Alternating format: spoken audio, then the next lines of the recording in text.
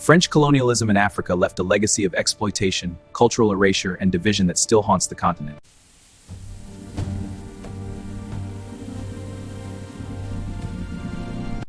What if the borders of Africa, the languages spoken, and even the economies of entire nations were shaped not by choice, but by conquest?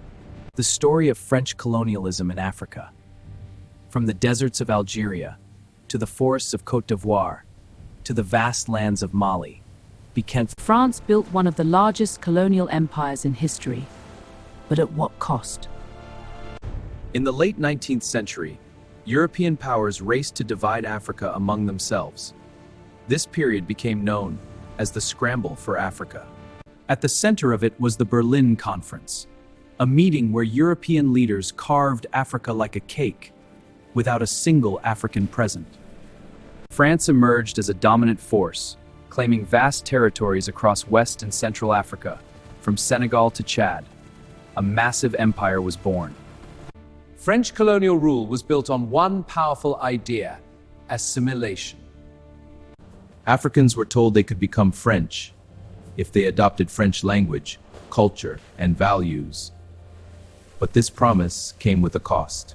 Two major systems defined French rule: direct rule, where French officials controlled everything, where Africans were compelled to build roads, railways, and infrastructure. In places like Guinea and Burkina Faso, people worked under brutal conditions. This wasn't development, man. It was exploitation. France didn't colonize Africa for charity. It was about resources: gold, cocoa, rubber, peanuts. In Niger, uranium would later power French nuclear energy. In Côte d'Ivoire, cocoa farms fed global markets, but local farmers remained poor. Colonial economies were designed to benefit France, not Africans.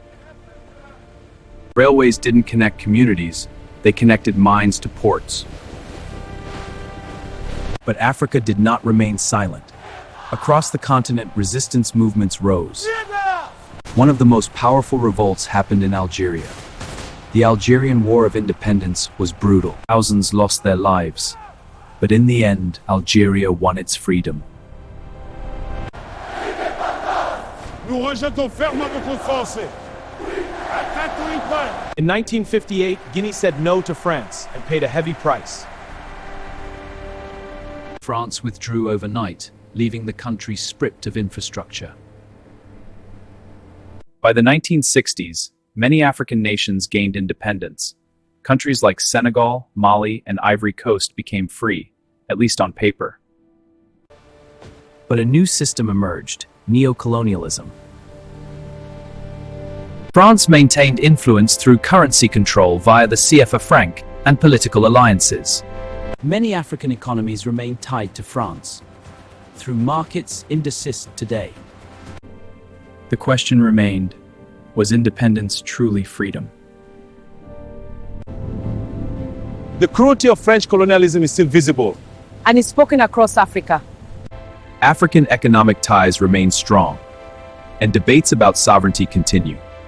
In recent years, countries like Mali and Burkina Faso have pushed back against French influence. Protests, military coups, shifting alliances, Africa is rewriting its story. French colonialism shaped Africa in ways that are still unfolding today. We are builders. It brought language, infrastructure, and global connections, but also exploitation, division, and struggle. History is not just about the past. It's about understanding the present and shaping the future. Africa is no longer being written. Africa is writing itself.